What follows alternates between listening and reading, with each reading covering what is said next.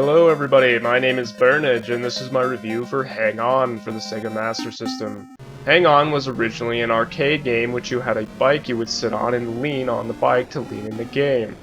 And a port from being on a motorcycle and actually leaning around curves to just sitting around at home holding a controller sounds like it wouldn't be that great.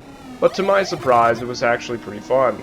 It probably helps that I lean into the turns in my chair anyways, so I might as well be on a bike, right? And hang on, you ride a motorcycle in a race, mostly against time. There are other bikes on the road, but passing them only gets you points. As you go around turns, if you're going too fast, you'll start to skid, so you have to slow down to maintain control of your bike.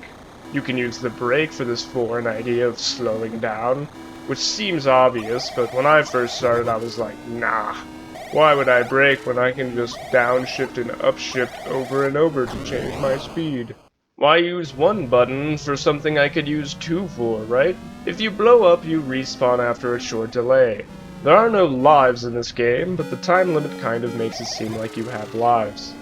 On most levels, it seems like you can die about one time before reaching the finish line. If you die more than once, you just won't have enough time anymore. Cross the checkpoint and you will start the next stage, adding any remaining time you had to the new timer. After 5 stages of this, you will be done with the course.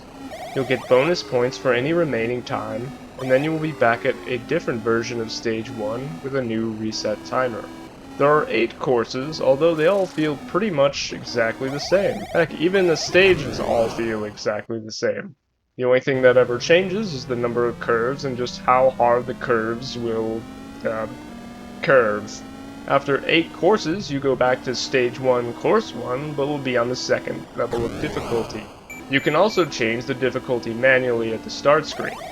Thankfully, you don't have to play through 40 stages just to get a slight increase to the challenge. There are 3 different difficulties, and not much changes across the different settings.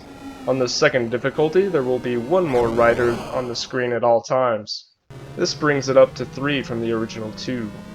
And the riders will also move slightly faster than before. The speed change doesn't affect much because you're really just racing against yourself, but the enemy riders become a little harder to pass moving around tight turns. In difficulty 3, the only thing that changes is the riders will start to swerve a little.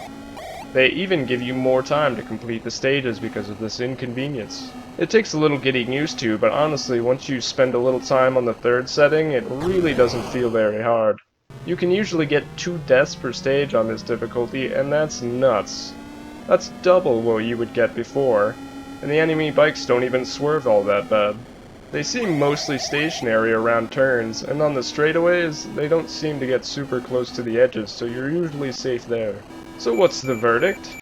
Hang On is a pretty fun game, but it lacks content. Changing stages doesn't feel like it changes anything. Changing courses doesn't feel like it changes anything. Changing difficulties hardly feels like it changes anything. Honestly, this game isn't far from running the same stage over and over and over again. There are 5 stages in a course and 8 courses before you bump up to the next difficulty. That's 40 stages, and it all feels the same. I definitely had a lot of fun with this game. It plays really smooth, but it just gets stale really quick. So I recommend checking it out to any retro game or racing game fans, but it will probably get boring pretty fast.